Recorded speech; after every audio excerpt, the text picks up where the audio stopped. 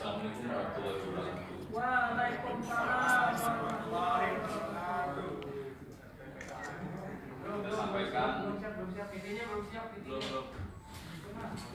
beberapa saat lagi kita akan menyampaikan perkembangan penanganan perkara tindak pidana korupsi di daerah. Silakan disiapkan.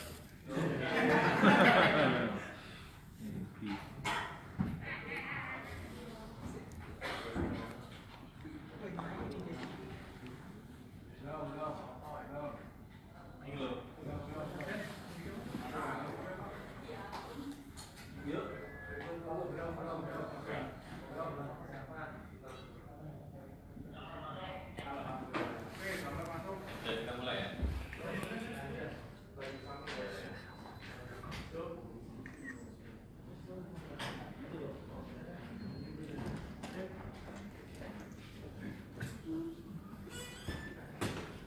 Terima kasih teman-teman. Jadi yang akan disampaikan adalah perkembangan penanganan perkara yang dimulai dari operasi tangkap tangan yang dilakukan pada tanggal 6 Juni tahun 2018 yang lalu.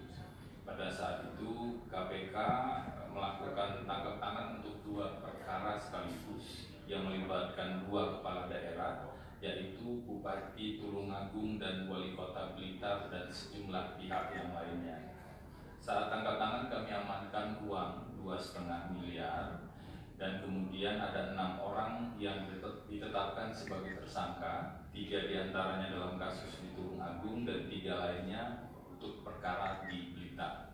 Sedangkan perkara yang akan diumumkan saat ini adalah merupakan pengembangan dari penanganan perkara dugaan tindak pidana korupsi yang di Tulungagung. Jadi setelah kami menyimak fakta-fakta yang muncul di persidangan dan juga dilakukan beberapa pengembangan lebih lanjut, maka KPK memutuskan melakukan penyidikan dugaan korupsi terkait dengan pembahasan, pengesahan, dan pelaksanaan APBD dan atau APBD Perubahan Kabupaten Tulungagung tahun anggaran 2015 sampai dengan 2018. Dalam proses penyidikan ini, KPK menetapkan SPR, Ketua DPRD Kabupaten Tulungagung, sebagai tersangka. Tersangka SPR diduga menerima uang setidak-tidaknya sebesar 4,88 miliar selama periode 2015 sampai dengan 2018 dari Bupati Tulungagung periode 2013 dan 2018 yang sebelumnya sudah diproses dalam perkara yang terpisah.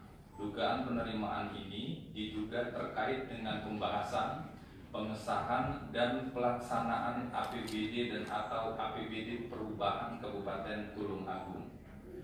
Atas dugaan tersebut, tersangka SPR disangkakan melanggar pasal 12 huruf A atau huruf B atau pasal 11 atau pasal 12 huruf B besar Undang-Undang Nomor 31 Tahun 99 sebagaimana diubah dengan Undang-Undang Nomor 20 Tahun 2001 tentang pemberantasan tindak pidana korupsi junto pasal 55 ayat 1 ke 1 KUH pidana. Konstruksi perkara diduga telah terjadi. 1. Tersangka SPR diduga menerima setidak-tidaknya 4,88 miliar terkait dengan proses pembahasan, pengesahan, dan pelaksanaan APBD atau APBD perubahan di Kabupaten Tulungagung. Uang tersebut diduga berasal dari Sari Mulyo yang sudah diproses sebelumnya dalam perkara terpisah, Sari Mulyo dan kawan-kawan, sebagai syarat pengesahan APBD dan atau APBD perubahan di Kabupaten Tulungagung tersebut. Sebagai informasi dalam perkara sebelumnya, Sari Mulyo terbukti menerima suap dari sejumlah pengusaha di Tulungagung. Kemudian dalam proses persidangan juga terungkap adanya uang yang diberikan kepada Ketua DPRD ini. Jadi sudah muncul sebagian di fakta persidangan terkait dengan biaya unduh anggaran. Jadi ada istilah biaya unduh anggaran, ada istilah ketok palu, malu dan beberapa istilah lain yang intinya adalah dibutuhkan biaya dalam tanda kutip untuk mengurus anggaran di APBD ataupun APBD perubahan di Kabupaten Tulungagung. Dalam proses persidangan yang sudah terungkap, Sari Mulyo diduga SPR menerima sekitar 3,75 miliar dari beberapa sumber. Pertama, penerimaan fee proyek APBD murni selama 4 tahun berturut-turut sebesar 500 juta setiap tahunnya. Kemudian penerimaan yang diduga untuk memperlancar proses pembahasan APBD, mempermudah pencairan DAK dan bantuan keuangan provinsi sebesar 750 juta rupiah. Dan yang ketiga, fee proyek di Kabupaten Tulungagung selama tahun 2017 sekitar 1 miliar rupiah. Dan dalam proses pengembangan lebih lanjut, KPK juga menemukan dugaan penerimaan-penerimaan lainnya sehingga kami meningkatkan status SPR ke tingkat penyidikan.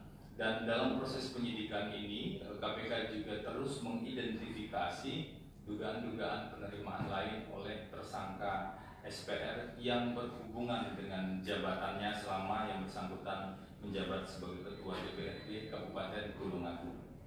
Selama proses penyidikan ini, sejak 25 April 2019 KPK telah melakukan pemeriksaan setidaknya pada 39 orang saksi. Pemeriksaan baik yang dilakukan di kantor KPK di Jakarta ataupun di Tulungagung. Korupsi yang melibatkan sektor legislatif. Di sektor legislatif ini ada anggota DPR RI, ada anggota DPD RI, dan anggota DPRD di seluruh Indonesia yang jumlahnya cukup banyak. Tentu saja kami pandang merupakan korupsi yang sangat merugikan masyarakat karena mereka memiliki kewenangan yang cukup signifikan, mulai dari penganggaran, pengawasan, sampai pada pembentukan aturan hukum yang berlaku atau fungsi regulasi dari legislatif tersebut.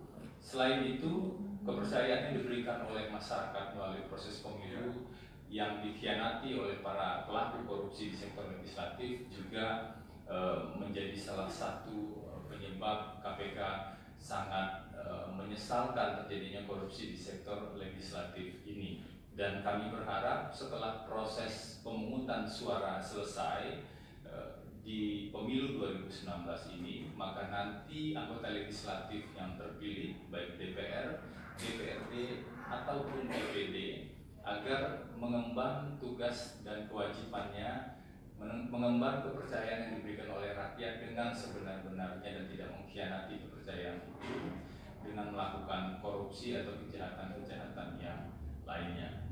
Itu yang bisa disampaikan. Silakan kalau ada pertanyaan.